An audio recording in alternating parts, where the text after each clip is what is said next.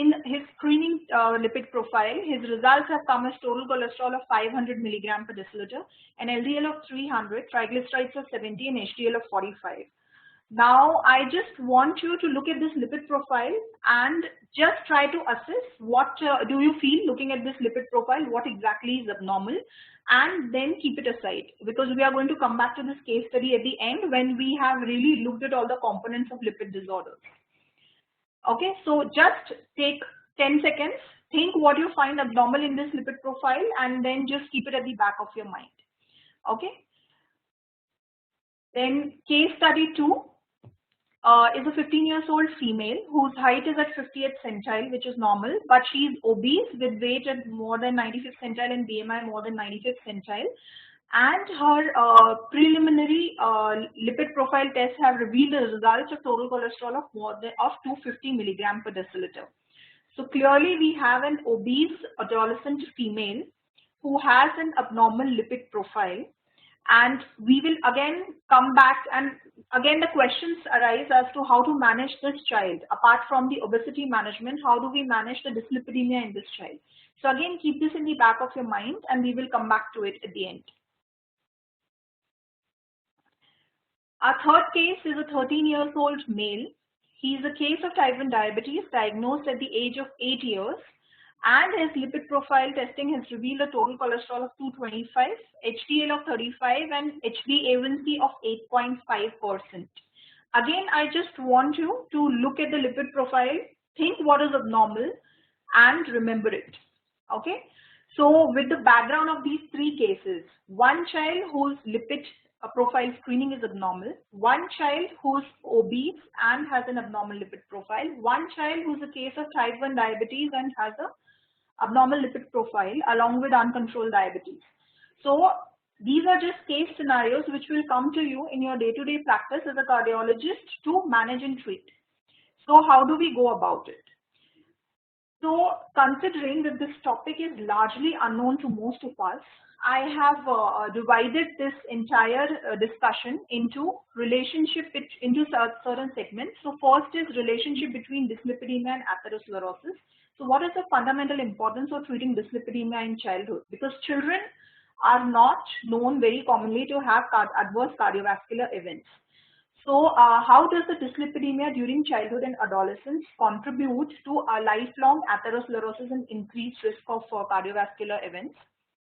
Second is, how do we assess lipid and lipoprotein in the laboratory during childhood and adolescence? Third is, what are the abnormalities or what are the lipid disorders which we can see in childhood? That is overview of the dyslipidemias. Fourth is dietary treatment of dyslipidemia. So dietary treatment, in this case, diet comes before drugs, and therefore dietary treatment, there are very specific guidelines. So we will look at that. And fifth is the pharmacologic treatment of dyslipidemias. What are the indication of drugs? Which drugs do we use in which situation?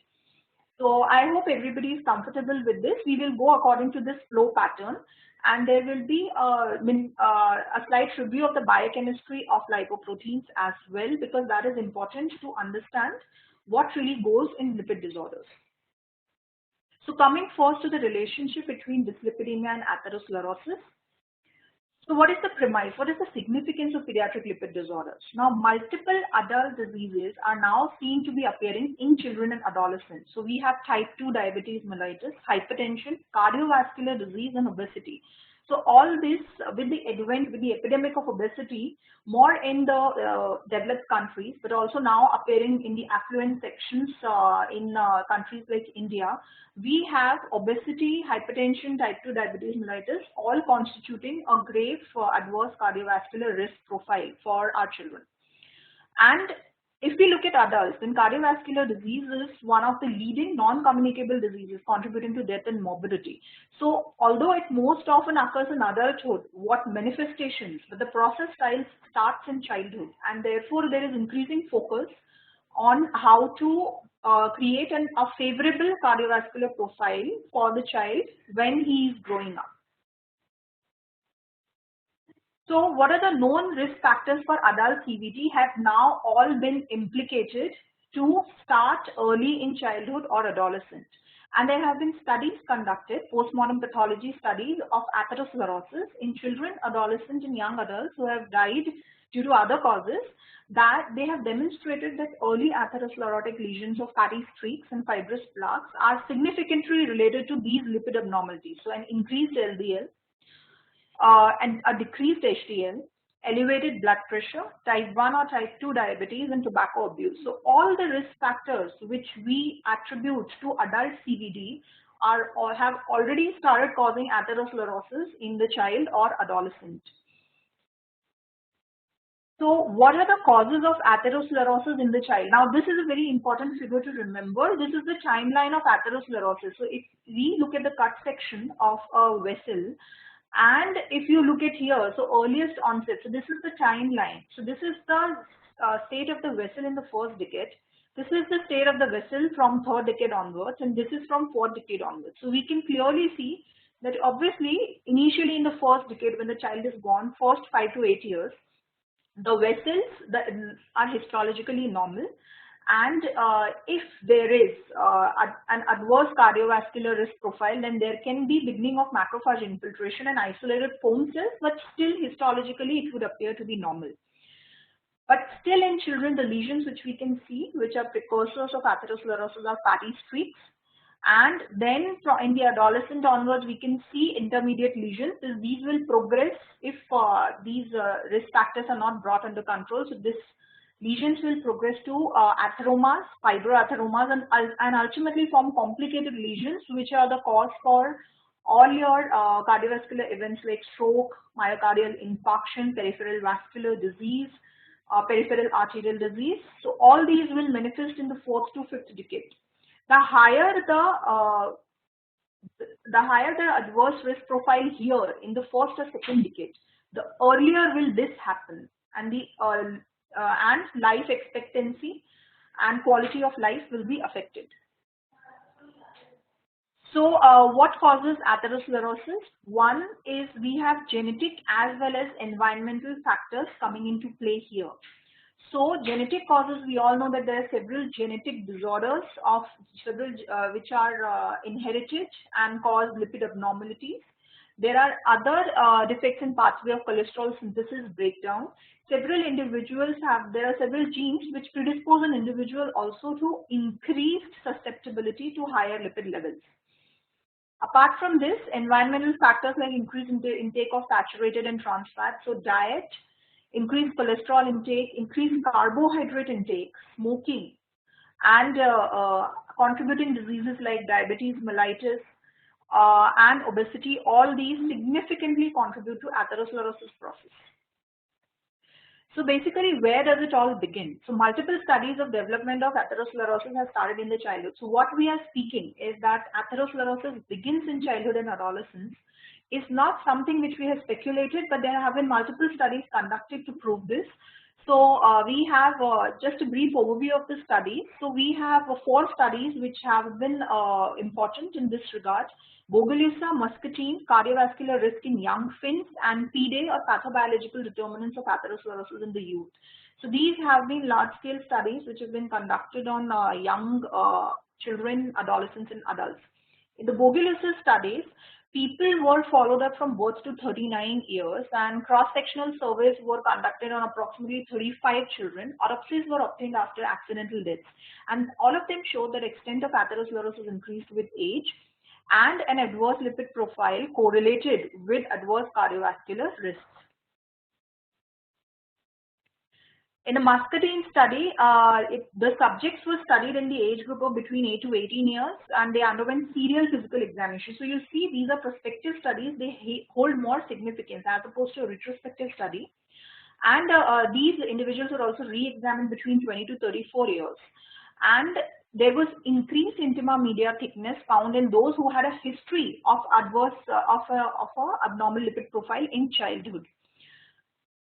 The pathobiological determinants of atherosclerosis in youth, they studied men and women aged 15 to 34 years who died of accidental causes, and they examined the vessels for atherosclerosis. So in the aorta and coronary arteries, the extent of atherosclerosis was correlated to presence of abnormal lipid levels, obesity, hypertension, and a history of cigarette smoking. they derived a risk force, and a very important thing which this study told us is that non-HDL-C, which is now a new measure of lipid profile. So in your standard lipid profile, all of us think that we only have triglycerides, cholesterol, LDL, HDL. Now there are new measures coming up. So the non-HDL-C is a major correlate of coronary atherosclerosis, and at 30 milligram increase in this equals to 2 years of vascular aging. This study delineated the markers of subclinical atherosclerosis, which are also precursors of advanced atherosclerosis. So you have imaging modalities which can detect the flow-mediated dilation of the brachial artery, the coronary artery calcium, and increased carotid intima media thickness, which is a very commonly used marker. So this was kind of a landmark study which gave us a lot of insight into how it even affected how screening should be done now. So because non-HDL-C now is a recommended mode of screening for lipid disorders in children. Another study conducted on young Finns, it basically looked at 2,000 children studied initially and then followed up 21 years later when they were adults. And their baseline cardiovascular risk profile predicted both coronary artery calcium and coronary intima media thickness. And they found that very significantly they associated elevated LDL-C and triglyceride levels with increased coronary intima media thickness independently and also with other risk factors.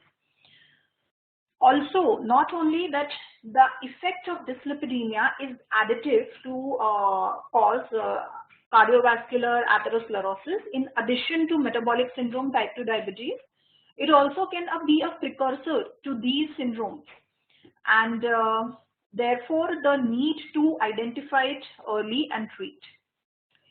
Now, as far as evidence of benefit of lipid lowering therapy is concerned, there are a lot of question marks. In adults, there is no doubt, multiple studies have been there, that in adults who have an abnormal lipid profile but no cardiovascular disease, when they are found to have an elevated LDL-C, there is convincing evidence that lipid lowering therapy will decrease their future incidence of CVD. But in children, there are no RCTs addressing this, and we cannot really do that. We cannot expose one group to significant risks and not treat them and let them have elevated LDL-C and compare them to another group.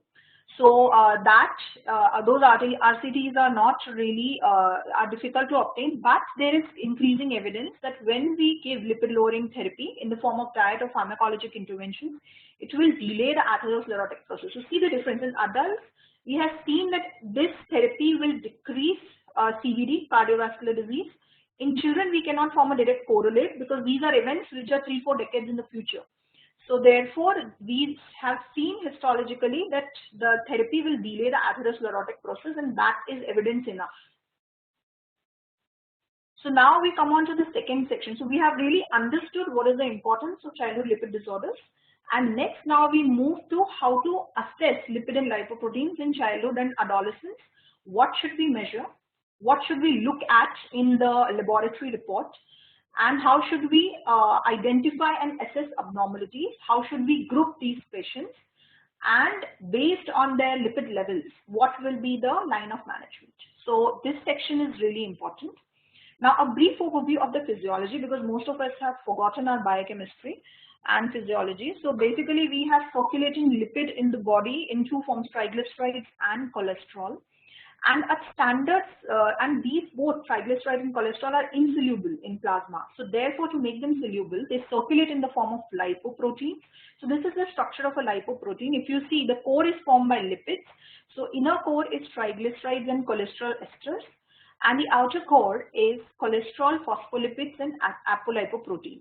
So these apoproteins are really important, and they function as structural proteins, proteins that make the particle soluble and allow it to be circulated in the blood. They are enzyme activators. ApoC2 activates lipoprotein lipase. ApoA1 activates LCAT. And they are ligands for receptors so that they carry the lipids to their target molecules on cells. So the apoprotein B100 binds to the LDL receptor on liver cells. So so therefore all these apolipoproteins are really important, and abnormalities or genetic defects in the apolipoproteins also can give rise to lipid disorders.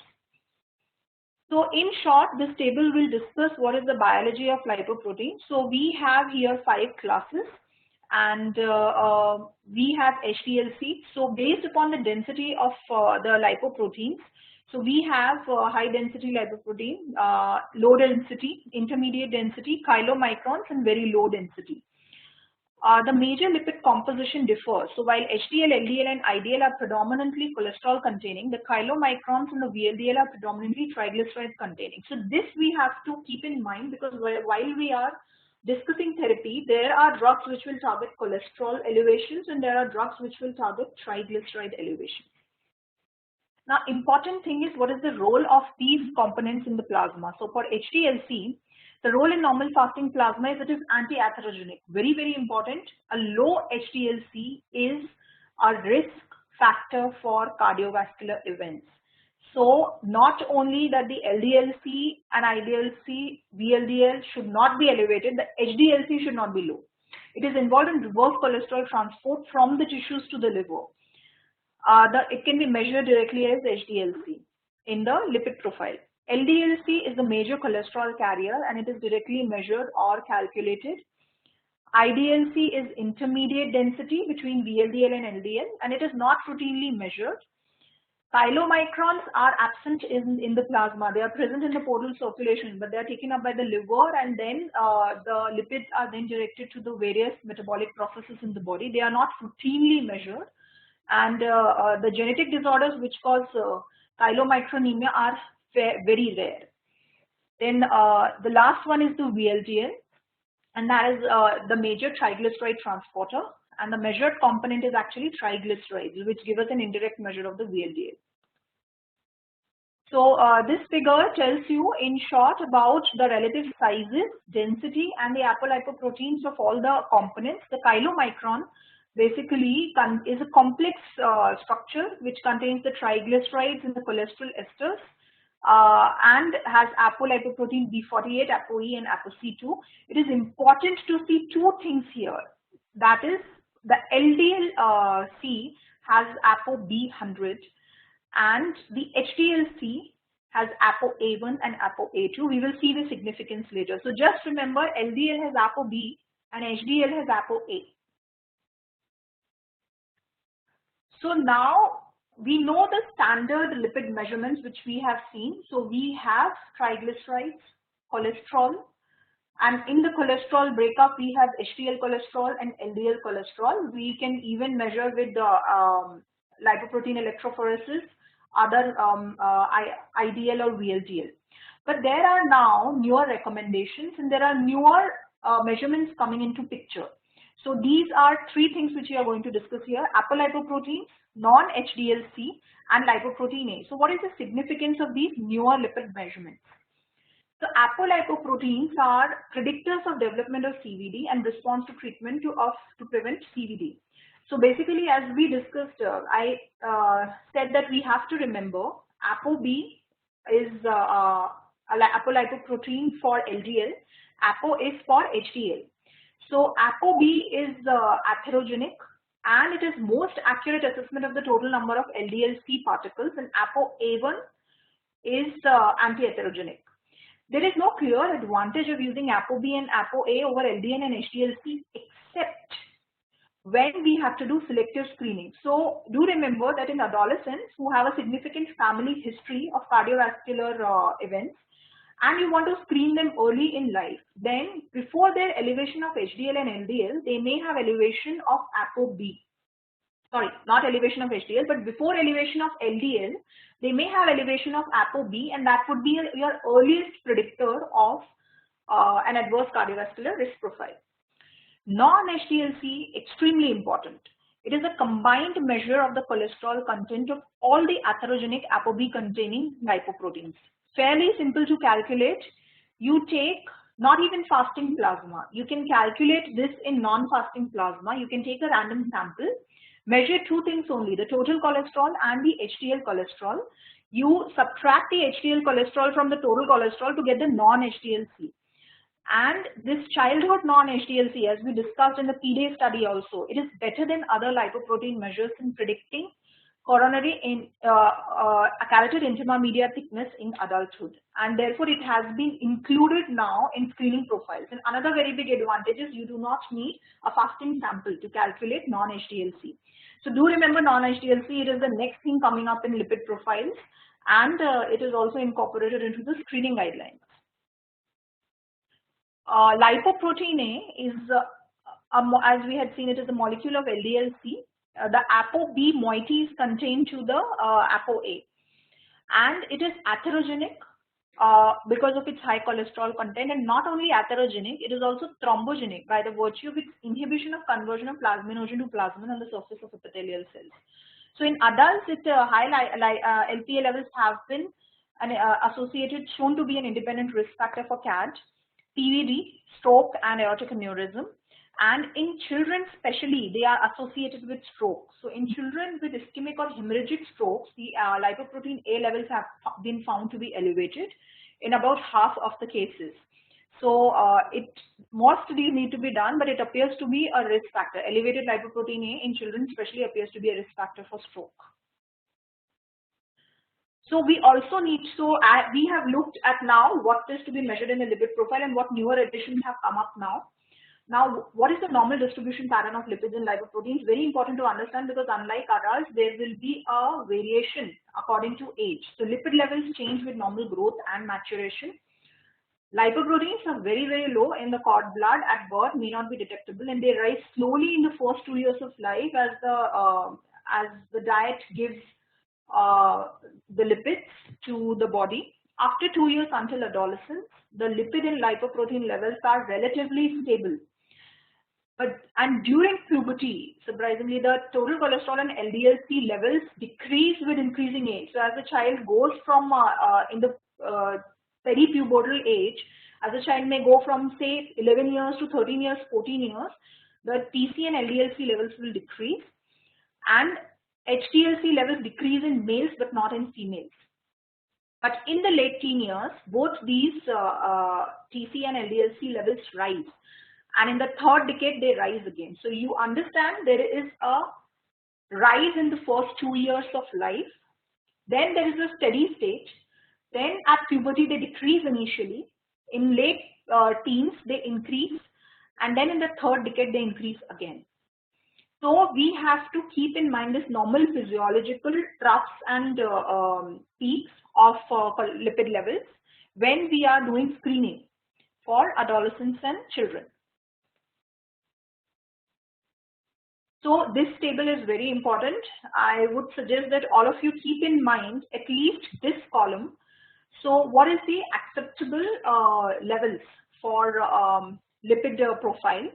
And if we look at the total cholesterol, acceptable is only less than 170, and anything more than equal to 200 is abnormal. For LDL, acceptable is less than 110, and anything more than equal to 130 is high.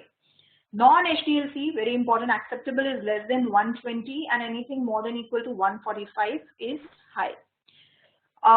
Triglycerides more than equal to 100. So see, there is a difference in the values, recommended values according to age. So up to 9 years, more than equal to 100 is high. Between 10 to 19 years, more than equal to 130 is high. So, and if we look at HDL-C, more than 45 is acceptable, but less than 40 is low. And for ApoA1, more than 120 is acceptable, less than 115 is low. Even if you are not remembering ApoA and ApoB, it is fine, but the other ones have to be, at least the numbers have to be in your mind so as to be able to evaluate lipid profile abnormalities. So the alarm bell should be ringing when TC is more than 200, LDL-C is more than equal to 130, non-HDL-C more than 145, and HDL-C less than 40. Do not forget to look for a low HDL-C, because that also needs suitable evaluation and treatment.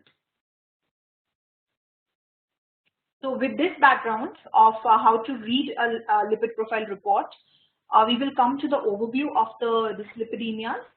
And what are dyslipidemias? Basically, they are abnormalities in lipoprotein metabolism associated with any abnormal level of lipoproteins.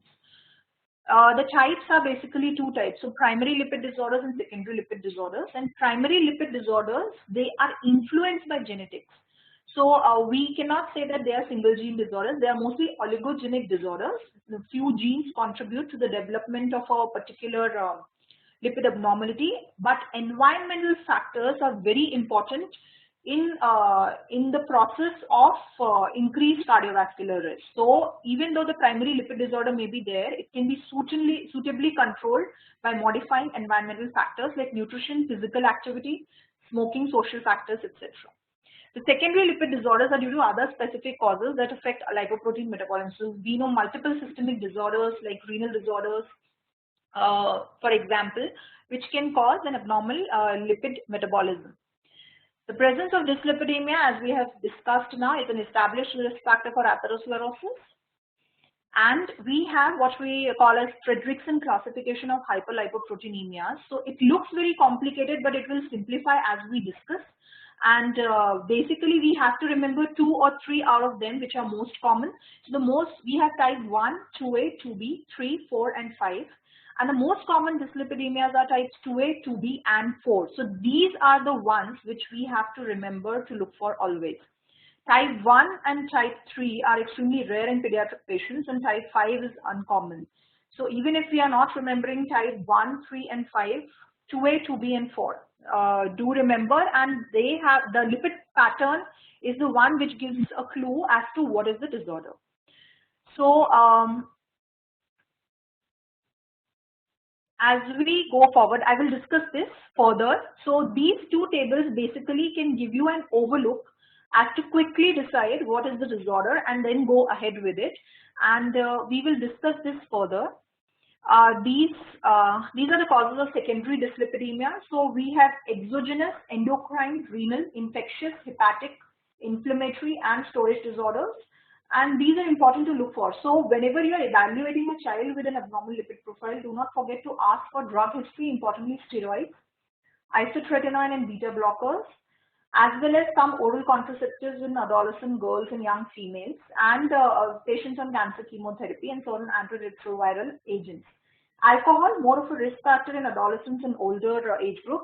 Hypothyroidism among the endocrine causes is very important. Diabetes, no doubt about it. PCOS now coming up in especially in adolescent females. Among renal diseases, we all know CKD and HUS and nephrotic syndrome. All three are important causes of dyslipidemias. And the important thing is that you have to detect dyslipidemia and prescribe them appropriate therapy. HIV, hepatitis, obstructive liver disease, and biliary cirrhosis.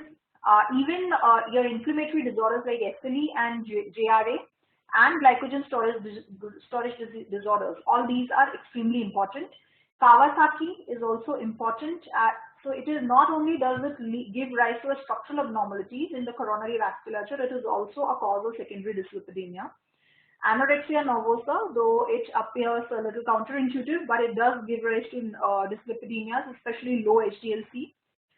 And cancer cervicus, other genetic disorders like Klinefelter and Werner. It is important to at least recognize, because we see patients of hypothyroidism, we see patients of CKD, we see patients of HIV infection. It is important to recognize that they may be having dyslipidemia, which we never screen for, diagnose, and treat. It will be showing up in their cardiovascular risk profile 20 or 30 years later.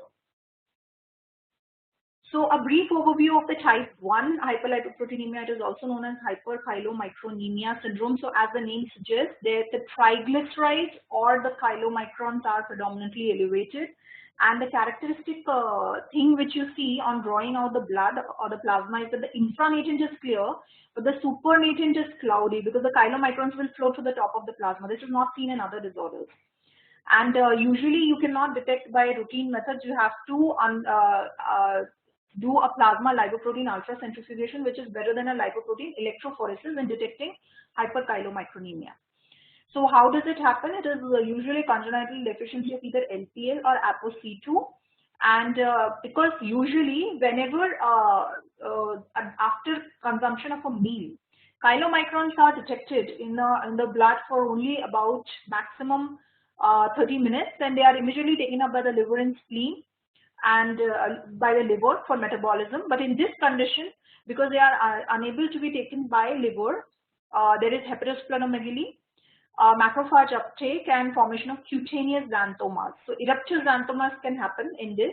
Lipemia retinalis, that is, there is a yellowish white appearance of the microvessels of the retina that may also occur, and risk of pancreatitis is increased. So colicky, abdominal pain, failure to thrive in infants, and in older children, acute pancreatitis or recurrent pancreatitis, which may even be life-threatening. So that is very important to recognize. And whenever a patient has come to you with acute pancreatitis, you must always send for a lipid profile.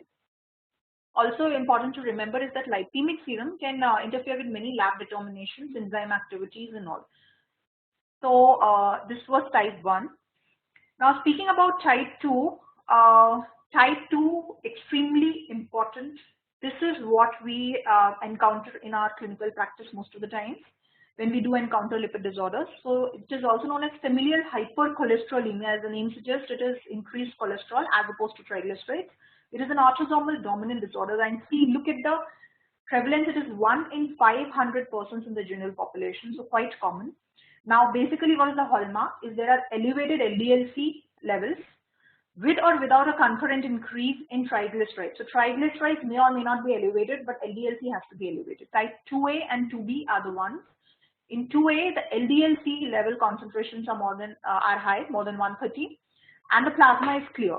In type 2B, the triglyceride levels are also elevated in addition to that, and the plasma is lipemic. So remember that whenever triglycerides are elevated, the plasma will be lipemic.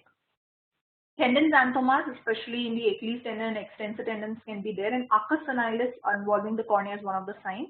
It usually occurs due to an inherited defect in the LDL receptor present on the liver cells, so that the LDL fails to be cleared off the plasma. And because the LDL receptor is also involved in clearing the IDL, and because VLDL is the precursor of IDL, all these other things like IDL, VLDL may also be elevated. So further about this form, so in this we have two phenotypes. So how do they present? So two phenotypes which are basically associated with the genetic defect. We have heterozygous familial hypercholesterolemia and homozygous familial hypercholesterolemia. Now obviously the homozygous is much severe. The TC levels, so the cholesterol levels may be between 600 to 1500. It is extremely premature and hazardous atherosclerosis. And not only that, very importantly, it can give rise to aortic valve disease and osteal obstructions in the coronary. But fortunately, it is rare, and it can lead to MI as early as age 3 years. So this homozygous FH should be suspected in all deaths from MI or individuals who have had MI 20 years or younger. Death usually happens during adolescence if they survive their infancy and childhood. So as opposed to this, heterozygous FH is much more common, and TC levels are lower than in homozygous.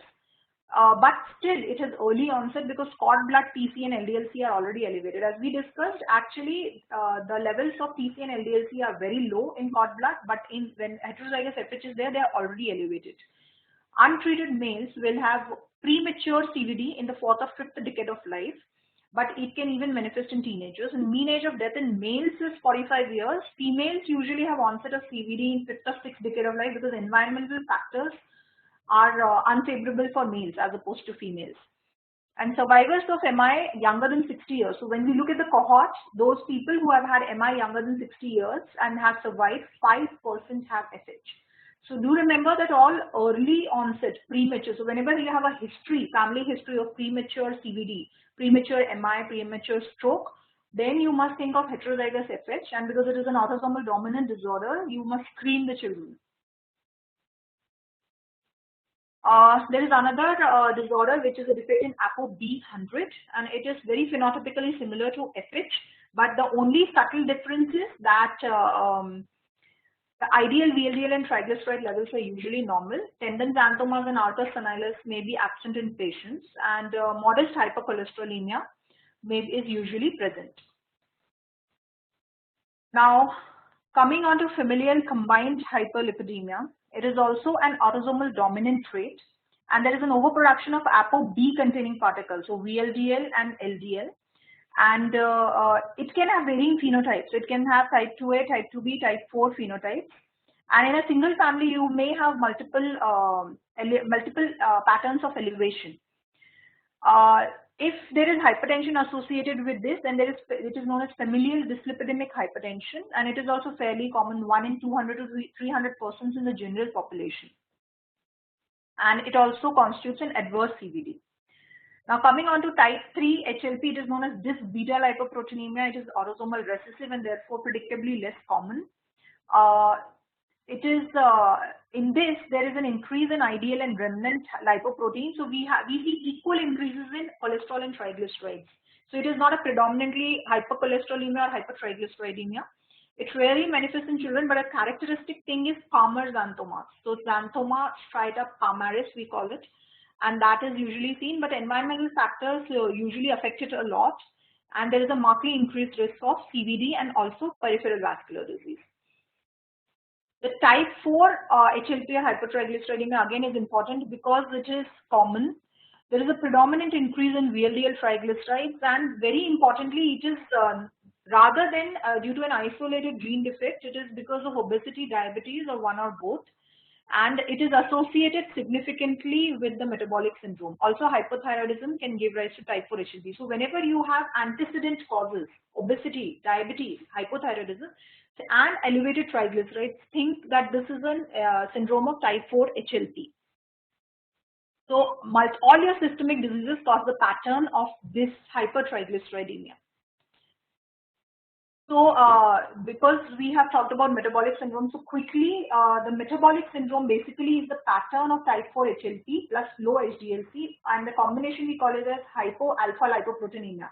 So very important, whenever you see an obese adolescent or child, you measure the lipid profile, you see that there is a pattern of type 4 HLP in the form of high triglycerides, a low HDL cholesterol, a strong possible other associated factors like hypertension, insulin resistance, acanthosis nigricans, then it is a metabolic syndrome and you need to treat the dyslipidemia.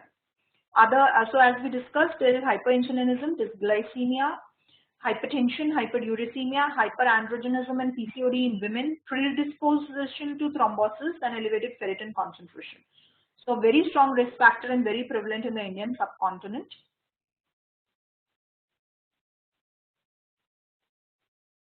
And this is fairly uncommon, type 5 HLP. So we have now come to the end of our discussion of hyperlipoproteinemia. So when 2 or more causes of type 4 HLP combine, then we can have high chylomicrons and elevated VLDL levels. So the plasma samples will be turbid infrared and then cloudy supernatant. Not very common, and we do not need to worry much about it. Now coming on to the recommendations of screening children for lipid disorder. So when should we screen, and what is the premise of screening? The primary objective is you have to identify children and adolescents who are at a risk of premature CVD because either there are inherited or acquired cholesterol disorders and causing extreme lipid abnormalities, or there is dyslipidemia associated with other risk factors. So either the lipid disorder itself is severe enough to be a strong risk factor, or even if it is a mild elevation or moderate elevation, there are other risk factors associated which predispose the child to adverse to CVD. So earlier, if we think, now usually in practice we think that whenever there is a family history of premature CVD or cholesterol disorder, that should be our primary factor in determining when to send a child for lipid profile. But studies have said that if you consider only family history and screen only on the basis of positive family history, then you are likely to miss up to 30 to 60% of children with dyslipidemia, which is not acceptable. Therefore, now we have come up, so in the US, there are guidelines for universal lipid assessment. And this universal lipid assessment has certain times associated when should we send for lipid screening for each and every child. Also, now non-HDLC, as we discussed, it is because it can be accurately calculated in a non-fasting state.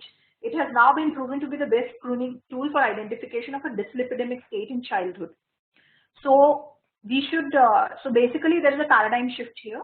As opposed to only screening when there is a positive family history, ideally Each child should have a lipid assessment at least one time in their childhood or adolescent years. That is before they hit adulthood.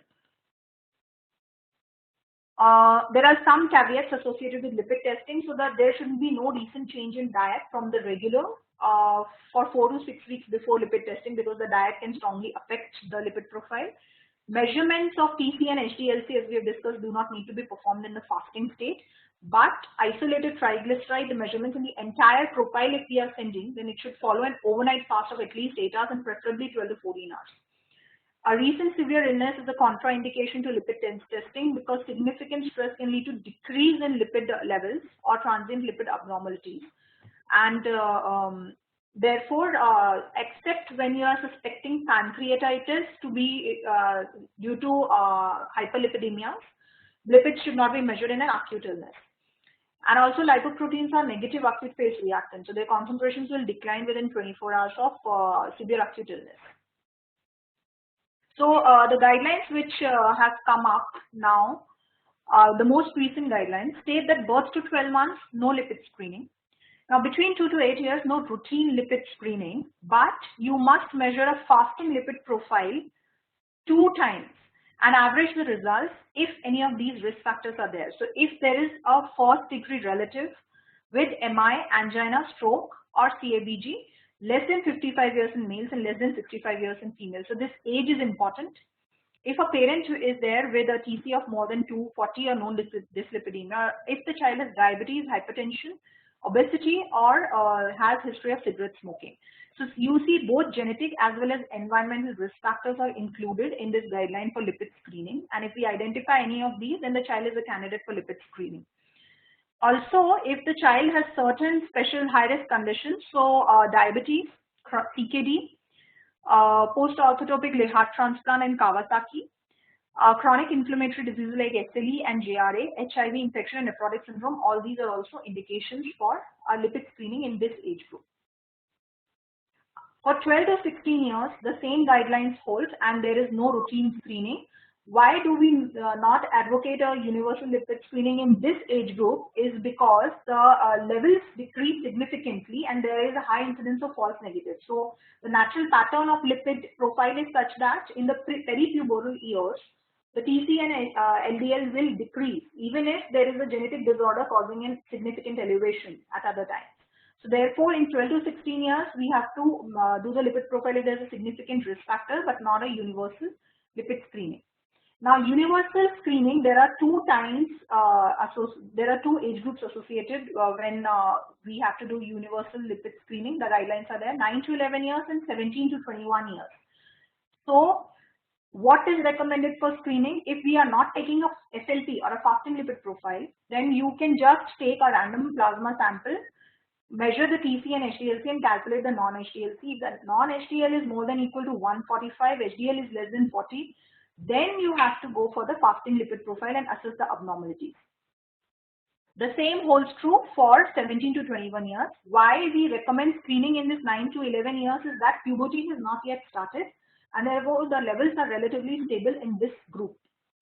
The same is true for 17 to 21 years. If the child has no other risk factors and has not been screened in the 9 to 11 years, then at 17 to 21 years would be the ideal age to screen them. So coming on to, so now that we have screened our children and found a lipid abnormality, we come over to management. So how do we manage these children? So there are two modalities. We have the non-pharmacologic management and we have pharmacologic management.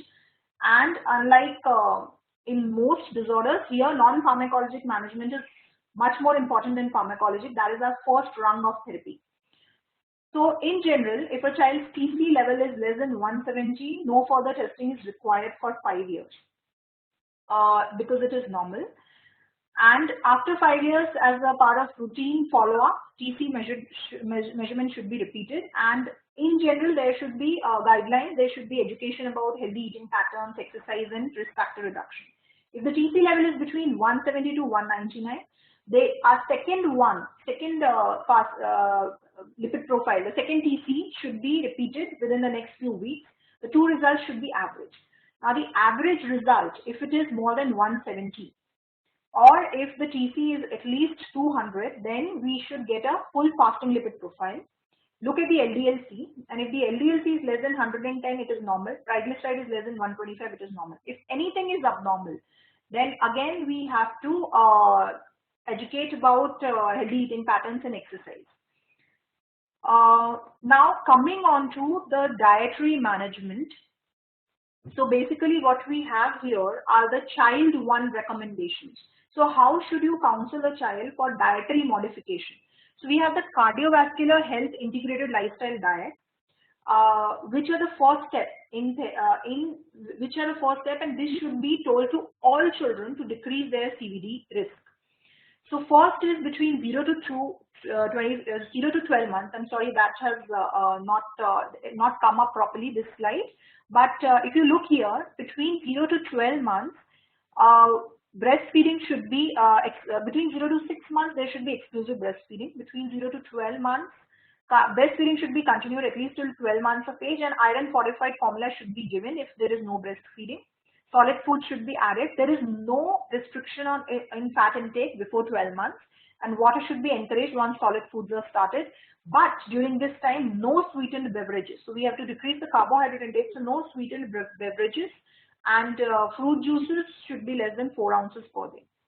Between the 12 to 24 months now is the time to switch to reduced fat milk. So the earlier recommendations was reduced fat milk after 2 years of age. Now between 12 to 24 months, switch to reduced fat milk, avoid sugar sweetened drinks, water should be encouraged, and now a table food with a fat content of 30%, saturated fat of 8 to 10%, and MUFA and PUFA content of up to 20% should be given. Avoid trans fats as much as possible. So deep fried food, choco pies, all these things are very detrimental to the child's health, and therefore these should be strictly avoided.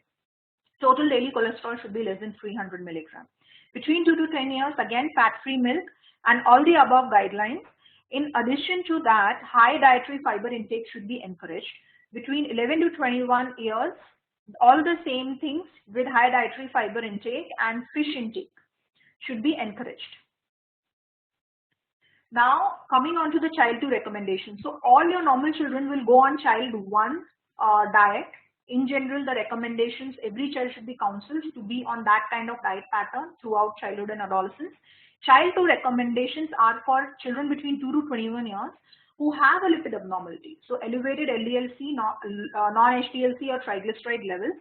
So for LDL-C, a dietitian proper referral should be made for family medical nutritional therapy, in which 25 to 30% of calories will be from fat, 7% or less from saturated fat, approximately 10% from monounsaturated fat, less than 200 milligram of cholesterol, and avoid trans fats as possible.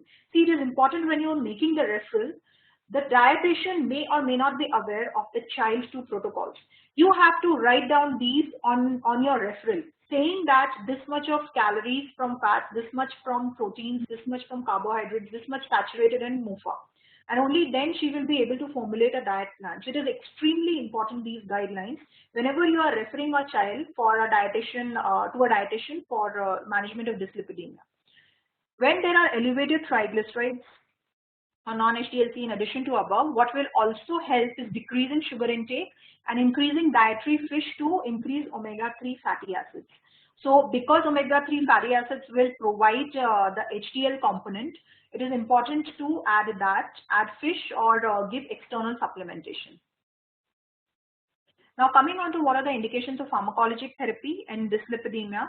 So if you look at these, every time you have detected a dyslipidemia with not very high triglycerides or LDL-C levels, then the first thing is your dietary management.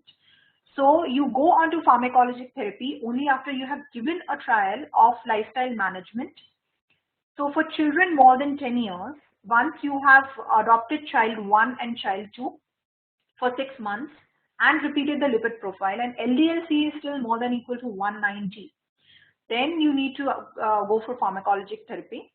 If it is between 160 to 189, after a 6-month trial, similarly, but there is additional risk factor in the form of positive family history of premature CVD, or there are other high risk factors. For example, the risk factors which we have seen like diabetes, CKD, previous Kawasaki, all these risk factors, then even at this lower level of LDLC, we have to go for pharmacologic therapy after giving dietary intervention.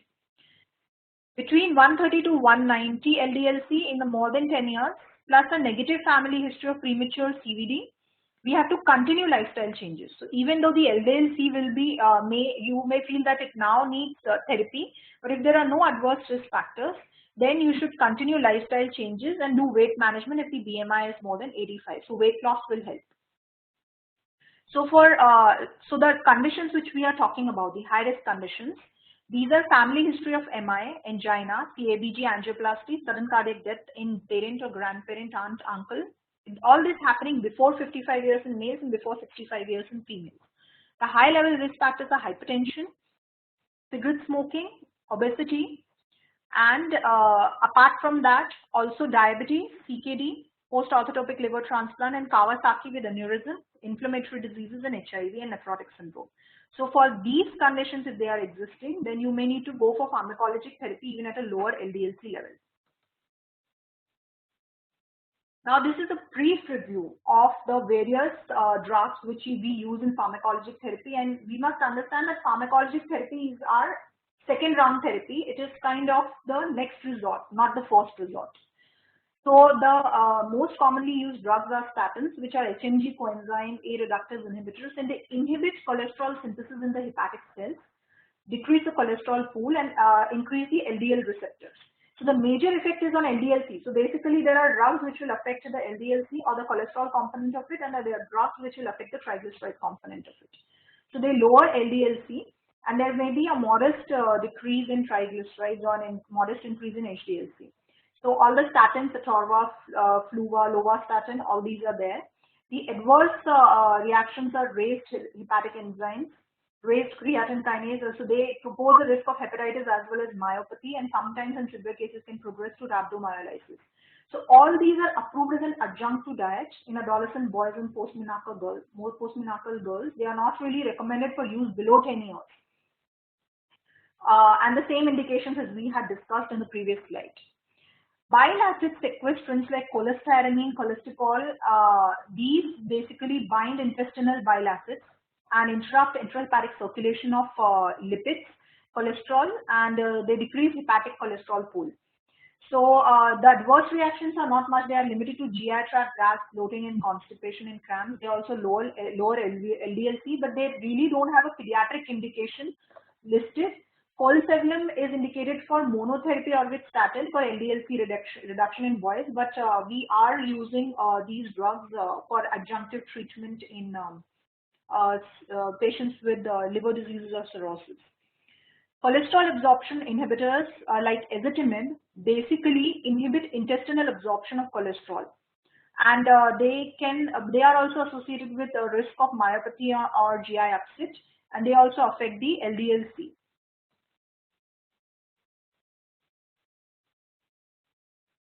Fibrates, again a class of drugs not really commonly used in children.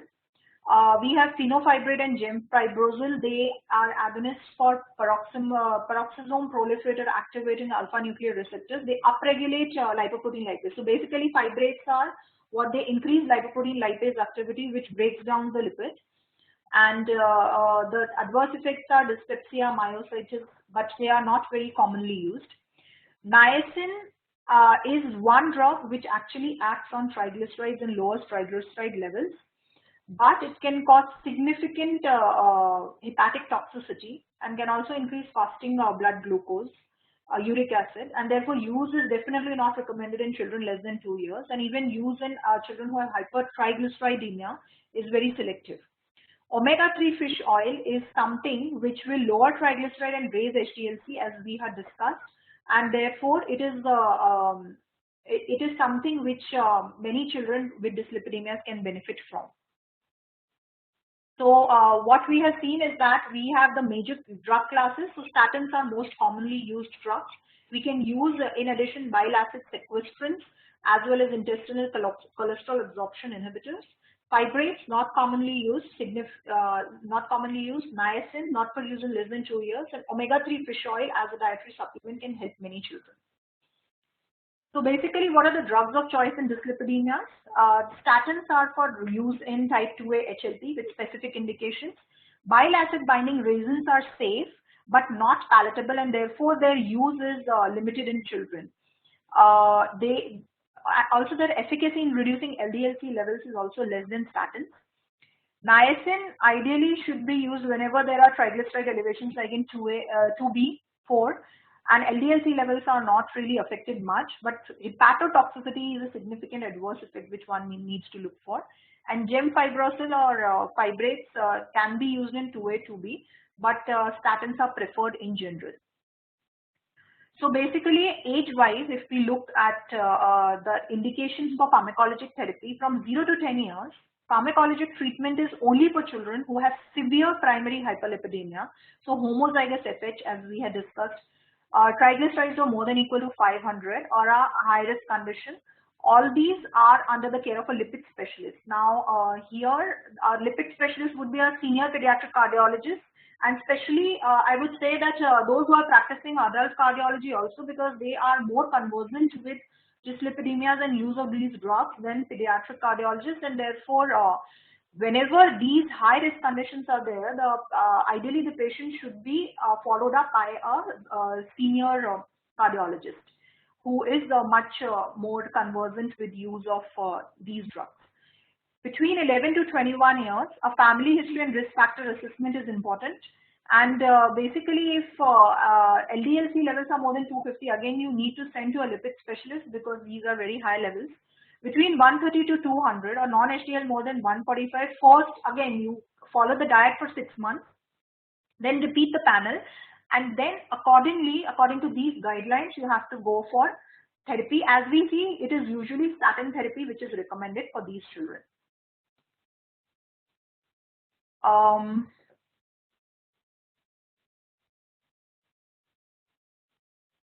So, in general, if we consider management, then it is important to identify and screen. Once we have done a lipid profile, we look at whether the disorder is predominantly high cholesterol versus high triglycerides, and what are the risk factors associated with it, and what are the modifiable environmental factors. Is there any evidence of a genetic disorders associated with it? When we have looked at all these things, then there are several components to management of dyslipidemia. First is lifestyle modification. So whatever contributing factors are there, that they have to be treated. For example, obesity, the BMI has to be brought down. Diabetes has to be appropriately controlled. Smoking cessation in adolescents, if it is there, it is important.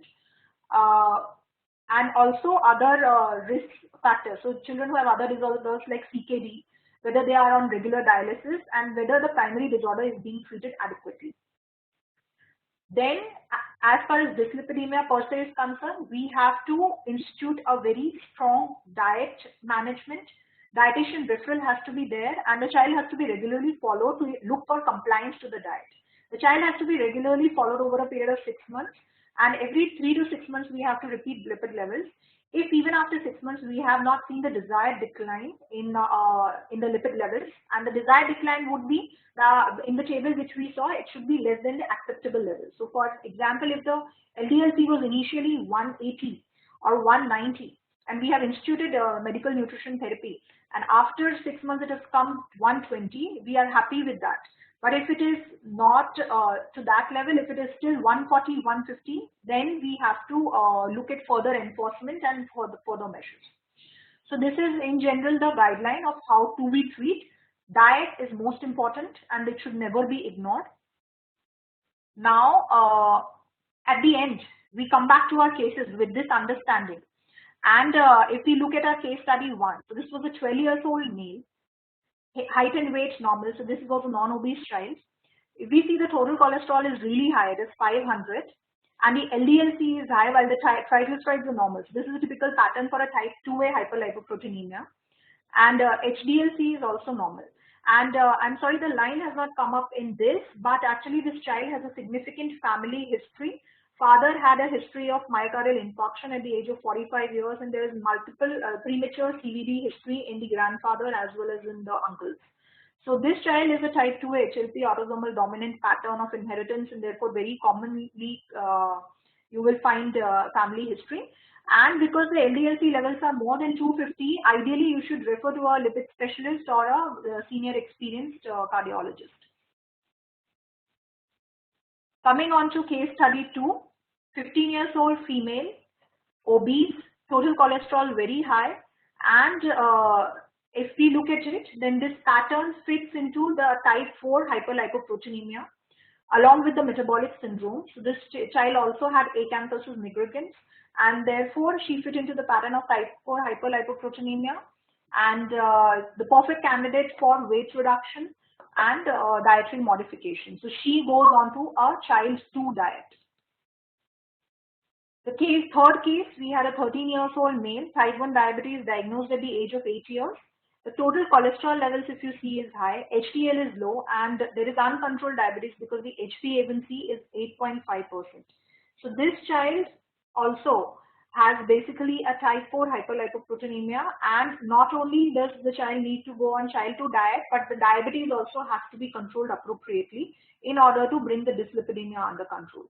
So this was in short about the general classification and management of the cases which we saw at the beginning. So that brings us to the end of the discussion, and I would be happy to take any questions right now. Are there any questions? You can type in the chat box.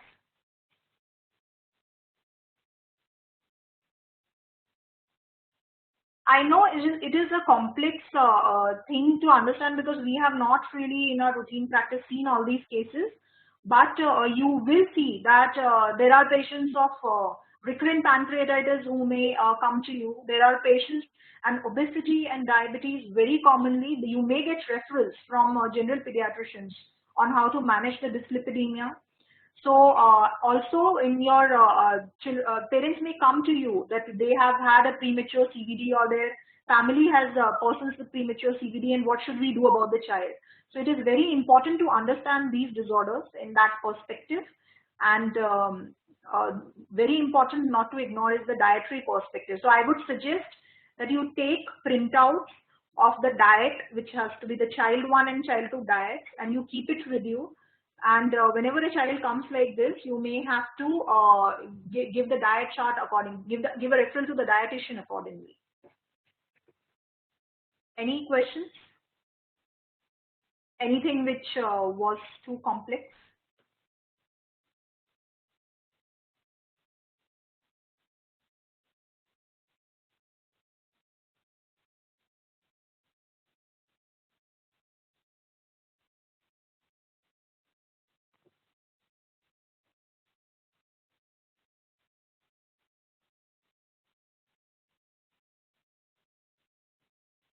So that is all, no questions. That is very surprising. Okay, so I hope that it was not too fast, or it was not completely, I did not present it in a very complex manner. In case you want the guidelines, I would be happy to help you. So you can email me, and basically I would be able to help you. So then in that case, the guidelines are really important. So there is an entire guideline which has come up, the NCP guideline, which is for prevention of cardiovascular risk factors in children, which addresses all these things: hypertension, dyslipidemia, diabetes, everything in one single PDF. Extremely important, I feel, from a practice perspective. It comes under preventive cardiology in adolescents, and I feel that we as pediatric cardiologists and pediatricians have a lot to do to prevent the future generations from these events. So there is a lot of scope, a lot of work to be done in this area, and health education is very important.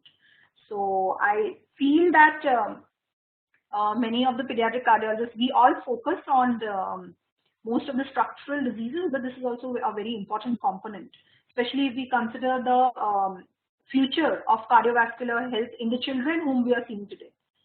So therefore, please feel free to ask any questions, or you can get the guidelines from me if you want. So my email ID is minstream@gmail.com. It is minstream@gmail.com. If any of you want the guidelines, I can forward it to you. Okay, so that's me signing off. Thank you so much for listening to me patiently. Thank you.